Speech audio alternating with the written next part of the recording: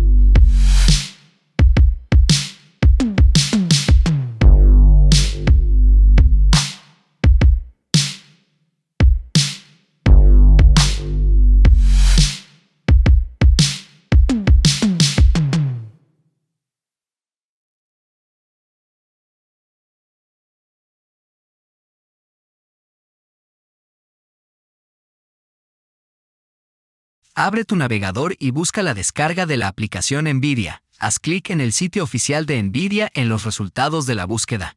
Una vez en el sitio web, haz clic en Descargar para obtener el instalador. Cuando se complete la descarga, abre el archivo y sigue las instrucciones para instalarlo.